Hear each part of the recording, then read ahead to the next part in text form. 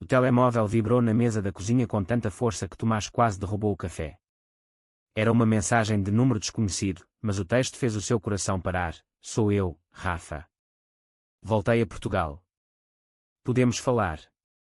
20 anos desapareceram num instante. Tomás, 34 anos, pai solteiro de uma menina de 8 chamada Inês, vivia numa rotina tranquila no bairro de Alvalade. Professor de literatura no liceu, ele escondia com mestria a orientação sexual que a família tradicional nunca aceitara por completo. Desde que o pai morrera, a mãe, Dona Amélia, e os irmãos mais velhos tratavam o tema como se não existisse. Não precisamos de falar disso, diziam, e ele obedecia. Por Inês. Pela paz. Mas Rafael era o nome que Tomás nunca conseguira apagar. O amigo de infância, o primeiro e único amor da adolescência, aquele que partira para Londres aos 18 anos depois de uma discussão terrível com os pais de Tomás.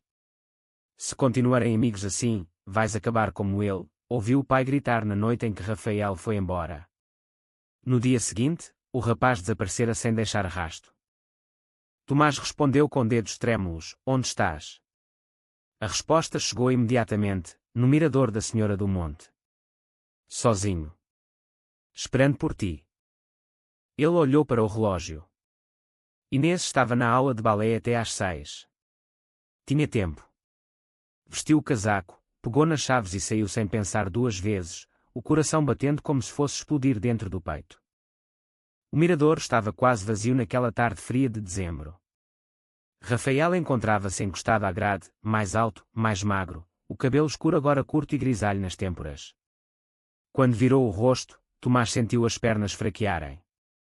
Os mesmos olhos verdes, a mesma intensidade que o fizera apaixonar-se aos 16 anos. Olá, Tomi, disse Rafael, voz baixa, quase um sussurro. Tomás parou a 3 metros de distância. Como me encontraste? Procurei-te no Facebook da tua mãe. Vi as fotos da Inês. Ela é linda. Rafael sorriu, mas havia tristeza no sorriso. Parabéns pelo pai solteiro corajoso. Tomás engoliu em seco. Não sou corajoso. Sou só sobrevivente. Os dois ficaram em silêncio, o vento do Tejo soprando entre eles. Rafael deu um passo em frente. Voltei porque não aguento mais guardar isto dentro de mim. Preciso de te dizer uma coisa que nunca disse naquela noite. Tomás sentiu o estômago revirar. O quê? Que te amava. Que sempre te amei. E que fugi porque tinha medo de estragar a tua vida. A voz de Rafael tremia. Mas agora vejo que estraguei a minha. Tomás fechou os olhos. Dentro dele, duas vozes gritavam. Uma queria abraçá-lo ali mesmo, a outra lembrava-lhe a mãe, os irmãos, a escola, Inês. Não podemos, Rafa. Não agora. Não depois de tanto tempo. Por quê? Rafael aproximou-se mais. Porque tens uma filha. Porque a tua família ainda manda em ti. Ou porque tens medo de sentir outra vez. Tomás recuou. Tenho medo de perder tudo o que construí. Rafael baixou a cabeça. Compreendo. Só queria que soubesses. Virou-se para ir embora. Espera, disse Tomás, a voz rouca. Pelo menos toma um café comigo. Só isso. Rafael olhou de lado, um brilho de esperança nos olhos. Só um café. Tomás assentiu, mentindo para si mesmo. Sentaram-se num pequeno café no bairro da Graça. Conversaram sobre tudo e sobre nada, Londres, a vida de arquiteto de Rafael, os desenhos que Inês fazia na escola, o cancro que levara o pai de Tomás. Evitaram o assunto principal durante 2 horas. Quando se despediram à porta, Rafael estendeu a mão. Tomás apertou-a. A mão estava quente. Por um segundo, nenhum dos dois soltou. Posso ligar-te outra vez? Perguntou Rafael. Tomás hesitou. Sim. Mas devagar.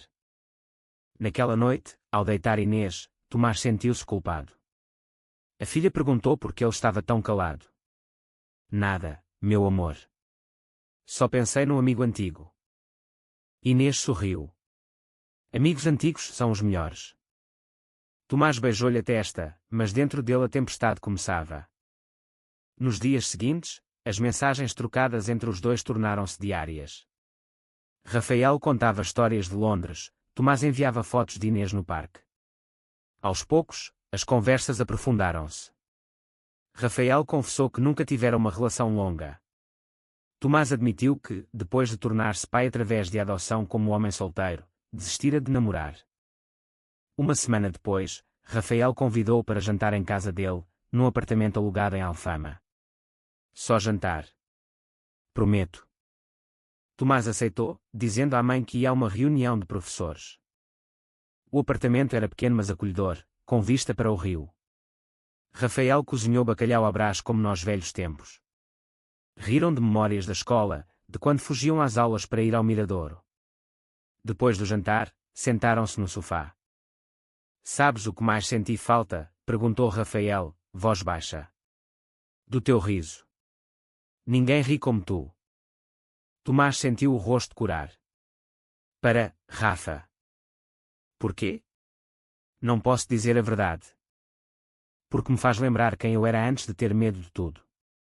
Rafael virou-se para ele. E quem eras? Alguém que acreditava que o amor valia o risco. Os dois ficaram em silêncio, o ar carregado. Rafael esticou a mão e tocou levemente no braço de Tomás. Nenhum deles se mexeu para afastar. Naquele momento, o telemóvel de Tomás tocou. Era a mãe. Atende, disse Rafael, recuando. Tomás atendeu. Sim, mãe. Onde estás? A Inês quer falar com o pai antes de dormir. Já vou a caminho. Desligou, o coração acelerado. Desculpa, disse para Rafael. Não peças desculpa por seres pai. Rafael sorriu triste. Vai ter com ela. Na rua, Tomás respirou fundo. Sentia-se dividido ao meio. Uma parte queria voltar para cima e beijar Rafael até esquecer o mundo. A outra lembrava-lhe o olhar de desaprovação da mãe, as perguntas dos colegas, o futuro de Inês. Chegou a casa e deitou-se com a filha. Inês adormeceu rápido. Tomás ficou acordado até altas horas, olhando o teto. No dia seguinte, Rafael mandou mensagem: pensei em ti a noite toda. Tomás respondeu: eu também. E assim começou o segredo. As semanas passaram num ritmo perigoso. Tomás e Rafael encontravam-se 2, 3 vezes por semana. Sempre em sítios discretos, um café em Belém ao fim da tarde, um passeio pelo Jardim da Estrela quando Inês estava com a avó, um cinema em sessão quase vazia. Cada encontro era uma batalha interna para Tomás. Ele sabia que estava a apaixonar-se outra vez, ou talvez nunca tivesse deixado de amar. Rafael era paciente, nunca pressionava, mas o olhar dele dizia tudo. Uma noite, depois de um concerto de fado na Moraria, caminharam de mãos dadas numa rua escura. Foi a primeira vez em 20 anos que Tomás permitiu o toque em público, mesmo que ninguém visse. Sentiu-se vivo e aterrorizado ao mesmo tempo. Quero conhecer a Inês, disse Rafael de repente. Tomás parou. Não posso. Ainda não. Quando, então? Quando eu souber o que isto é. Tomás apontou entre os dois. Quando tiver coragem de contar à minha família. Rafael baixou os olhos. Compreendo. Mas dói esperar. Também me dói mentir. Nessa noite, ao chegar a casa, Tomás encontrou a mãe à espera na sala. Estavas com quem? Perguntou Dona Amélia, olhar desconfiado. Com um colega do liceu. Qual colega? Um novo. Chama-se Rafael. O nome escapou antes que pudesse pensar. Dona Amélia franziu o sobrolho. Rafael como aquele amigo teu que foi embora. Tomás sentiu o sangue gelar. Sim. Voltou. A mãe ficou em silêncio um longo minuto. Não quero esse rapaz perto da Inês. Porquê? Sabes porquê? A voz era fria. Não precisamos de confusão na família. Tomás engoliu a raiva. Ele não é confusão. É uma pessoa. Pessoa que te influenciou mal na adolescência. Teu pai nunca perdoou. O pai morreu sem me perdoar a mim. Dona Amélia levantou-se. Pensa na tua filha, Tomás. Ela precisa de estabilidade. Depois dessa conversa, Tomás passou dias sem responder a Rafael. O medo voltou com força total. Rafael, sentindo a distância, mandou uma mensagem longa: se precisas de espaço, dou-te. Mas não desapareças outra vez. Não aguento perder-te 2 vezes. Tomás leu e releu a mensagem, lágrimas nos olhos. Respondeu apenas: preciso de tempo. No liceu, as coisas complicaram-se. Um colega mais conservador começou a fazer comentários sobre professores com vidas duplas. Tomás percebeu que alguém o vira com Rafael. O rumor espalhava-se devagar. Uma tarde, a diretora chamou ao gabinete. Tomás, recebi uma queixa anónima. Dizem que andas com um homem em público. Sabes como isto pode afetar a imagem da escola? Tomás sentiu o chão sumir. É a minha vida privada. Com uma filha adotada como homem solteiro, a tua vida privada é escrutinada. Pensa bem. Saiu do gabinete destruído. Ligou a Rafael do carro, voz tremendo. Precisamos de parar. Tudo. Do outro lado, silêncio. Depois, é isso que queres mesmo? Não. Mas é o que tenho de fazer. Rafael respirou fundo. Então adeus, Tomi. A chamada terminou. Tomás chorou como não chorava desde a morte do pai. Dias depois, Inês perguntou por que o pai estava triste. Tomás inventou uma desculpa. Mas o destino tem formas cruéis de intervir.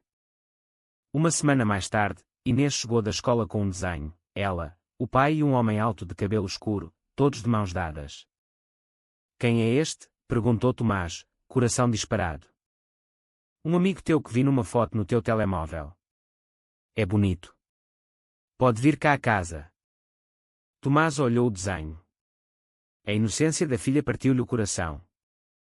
Na mesma noite, Rafael apareceu à porta de casa de Tomás. Tomás abriu a porta e ficou paralisado. Rafael estava ali, de mala na mão, rosto pálido.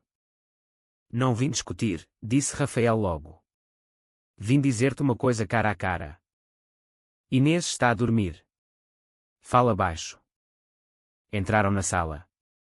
Rafael sentou-se no sofá, mãos nos joelhos. Recebi uma proposta de trabalho irrecusável no Brasil, parto daqui a 3 dias. Tomás sentiu o mundo desabar. Brasil. Sim. Se não posso ter-te aqui, pelo menos mudo de continente. Rafael olhou nos olhos. Mas antes de ir, preciso de saber se há alguma hipótese. Mesmo pequena. Tomás sentou-se à frente dele. Tudo está contra nós, Rafa. A família, o trabalho, a sociedade. E o teu coração? Tomás calou-se. As lágrimas vieram sem aviso. O meu coração nunca deixou de ser teu, sussurrou. Mas tenho medo de destruir a vida da Inês. Rafael aproximou-se devagar e pegou-lhe na mão. E se eu prometer que nunca farei nada que a magoe? Que serei apenas um amigo até quando tu quiseres. Tomás olhou aquela mão que conhecia desde criança. Não sei se consigo viver outra vez na mentira. Então vive na verdade. Pelo menos comigo. Nesse momento, ouviram passos leves. Inês apareceu na porta da sala, de pijama, olhos sonolentos. Papá, quem é? Tomás levantou-se de um salto, coração aos saltos. Rafael ficou imóvel. Inês, volta para a cama. Mas a menina aproximou-se de Rafael, curiosa. É o senhor do desenho. Rafael sorriu com ternura. Sou, sim. Chamo-me Rafael. Prazer, Inês. Inês estendeu a mãozinha. Rafael apertou-a com cuidado. Gosto do teu nome, disse ela. Podes ficar para o pequeno almoço. Tomás sentiu o peito explodir de emoção e pânico. Inês, amanhã tens escola. Por favor, papá. Rafael olhou Tomás, esperando a decisão. Tomás respirou fundo. Pode ficar. Inês sorriu e voltou para o quarto. Os dois homens ficaram em silêncio. Depois Rafael sussurrou, obrigado. Dormiu no sofá. De manhã, ajudou a fazer panquecas. Inês adorou imediatamente. Ria das piadas dele, pedia que contasse histórias de Londres. Quando a levou à escola, Inês pediu, o Rafael pode vir buscar-me um dia. Tomás prometeu pensar. Nos 2 dias seguintes, Rafael esteve presente, levou Inês ao parque, ajudou nos trabalhos de casa, cozinhou para os 3. Tomás observava, dividido entre felicidade e terror. Na véspera da partida de Rafael, Dona Amélia ligou. Vai jantar amanhã com a Inês. O teu irmão Pedro vem do Porto com a família. Tomás aceitou, sem dizer que Rafael ainda estava em casa. Na noite antes do jantar, Rafael embalou a mala. Vou partir mesmo, disse. Não quero ser o motivo de mais sofrimento. Tomás abraçou com força. Não vás. Então diz-me para ficar. Tomás chorou no ombro dele, fica. Rafael beijou-lhe a testa, o primeiro contacto em semanas. Então fico. No dia seguinte, Rafael ajudou a preparar Inês para o jantar na casa da avó. Tomás estava nervoso. Vou contar tudo hoje, decidiu de repente. Rafael empalideceu. Tens a certeza? Tenho. Chega de esconder. Chegaram à casa de Dona Amélia em Telheiras. O irmão Pedro, a cunhada Sofia e os primos de Inês já estavam lá. O jantar começou bem. Inês contava animada as aventuras com o amigo Rafael. Dona Amélia franzia o sobrolho cada vez mais. Quando serviram o pudim, Tomás respirou fundo. Mãe, Pedro, tenho uma coisa para dizer. Silêncio na mesa. Rafael não é só um amigo antigo. É a pessoa que amo. Sempre amei. Dona Amélia largou o garfo. Pedro ficou vermelho. Estás a brincar? Perguntou o irmão. Não. E ele fica em Portugal. Conosco. Inês sorriu, sem perceber a tensão. O Rafael vai morar conosco. Tomás assentiu. Dona Amélia levantou-se. Saí da minha casa. Já. A discussão explodiu como uma bomba. Pedro gritou que Tomás estava a destruir a família. Sofia tentou acalmar, mas Dona Amélia chorava, dizendo que o marido morrera de desgosto por causa dele. Tomás manteve-se firme, voz tremendo. O pai morreu de cancro. Não de mim. Não quero essa aberração perto da minha neta, gritou a mãe. Inês começou a chorar. Rafael, que esperava no carro, ouviu tudo pela janela aberta. Tomás pegou na filha ao colo. Vamos embora. Saíram sob olhares de reprovação. No carro, Inês perguntou, por que é que a avó está zangada contigo, papá? Tomás não respondeu imediatamente. Porque tem medo, meu amor. Rafael, ao volante, estava branco. Desculpa. Eu trouxe isto. Não. Eu trouxe. Porque finalmente fui honesto. Chegaram a casa. Inês adormeceu exausta de tanto chorar. Tomás e Rafael sentaram-se na cozinha. Achas que foi erro? Perguntou Rafael. Não. Foi o primeiro passo certo em anos. Mas as consequências vieram rápidas. No dia seguinte, a diretora ligou, a queixa anónima tornara-se oficial. Pediam explicações por escrito. Pedro mandou mensagem, não apareças no Natal. A mãe está mal. Dona Amélia deixou recados chorosos na caixa de correio vocal, pedindo que Tomás se curasse. Tomás desligava o telemóvel com mãos trêmulas. Rafael tentou ser o pilar. Cozinhava, levava e buscava Inês, ajudava nas correções. Mas à noite, quando Inês dormia, os dois sentavam-se em silêncio. E se perder a guarda dela? Perguntou Tomás uma noite. Não vais. És um pai exemplar. Mas sou gay. Em Portugal ainda há juízes. Rafael abraçou, vamos lutar juntos. Semanas passaram. A família cortou contacto. A escola colocou Tomás sob observação. Mas algo inesperado aconteceu. Os colegas de Inês, ao saberem que ela tinha 2 pais agora, acharam normal. Uma mãe de uma amiga ligou a oferecer apoio. Um professor gay mais velho chamou Tomás à parte. Fui eu que fiz a queixa anónima deixar de ser anónima. Para te obrigar a viveres em liberdade. Tomás ficou sem palavras. Aos poucos, a vida recomeçou a fluir. Rafael encontrou trabalho numa empresa de arquitetura em Lisboa. Alugaram um apartamento maior no Campo Pequeno. Inês chamava Rafael de Rafa e pedia histórias antes de dormir. Mas o vazio da família pesava. Uma noite, Dona Amélia apareceu à porta sem avisar. Magra, olhos vermelhos. Posso ver a Inês? Tomás deixou-a entrar. Inês correu para os braços da avó. Depois de a menina ir brincar, Dona Amélia sentou-se. Pensei muito. Rezei muito. Olhou Rafael, que estava na cozinha. Ele trata bem da minha neta. Melhor do que eu mereço, respondeu Tomás. Dona Amélia chorou. O teu pai teria dificuldade. Eu também. Mas vejo a Inês feliz. E tu pareces finalmente em paz. Tomás abraçou a mãe.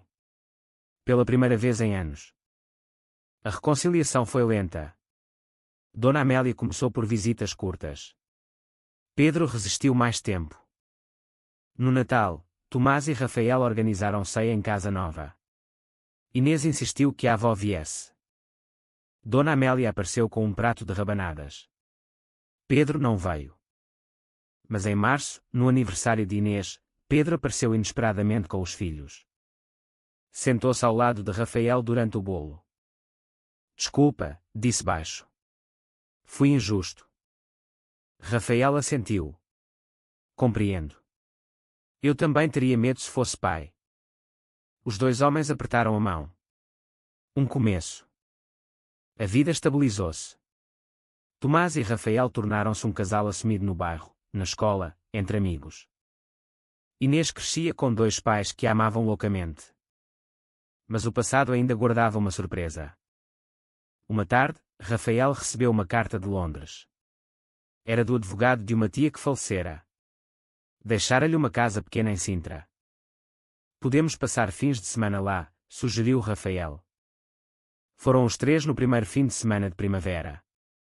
Na casa, encontraram caixas antigas da tia. Numa delas, fotografias antigas. Entre elas, uma foto de 2 rapazes adolescentes, Tomás e Rafael aos 16 anos, abraçados no miradouro. Na trás, escrito à mão, para o Rafael, guarda este momento. Um dia voltarás para ele. Rafael chorou. A tia, que ele mal conhecera, sempre soubera. Tomás abraçou, ela tinha razão. 2 anos depois, num sábado de verão, Tomás e Rafael casaram-se numa cerimónia simples na praia da Adraga. Inês, agora com 10 anos, levou as alianças. Dona Amélia chorou de emoção. Pedro foi padrinho de Rafael. A família, antes destruída, estava inteira outra vez, maior, mais verdadeira. Na noite do casamento, já em casa, Inês perguntou. Papás, vou ter um irmãozinho. Tomás e Rafael trocaram olhares, sorrindo. Estamos a pensar nisso, respondeu Tomás. Inês deu um grito de alegria e correu a contar à avó por videochamada. Sozinhos na varanda, Rafael encostou a cabeça no ombro de Tomás. Achas que merecemos isto depois de tanto sofrimento? Tomás beijou-lhe a testa. Merecemos porque lutamos por isto. Olharam o céu estrelado de Lisboa. 20 anos de separação, medo, segredo, tudo levara àquele momento. O amor, enfim, vencera. E em algum lugar, talvez o pai de Tomás, onde quer que estivesse, finalmente compreendesse. Porque o amor verdadeiro não destrói famílias. Reconstrói as mais fortes.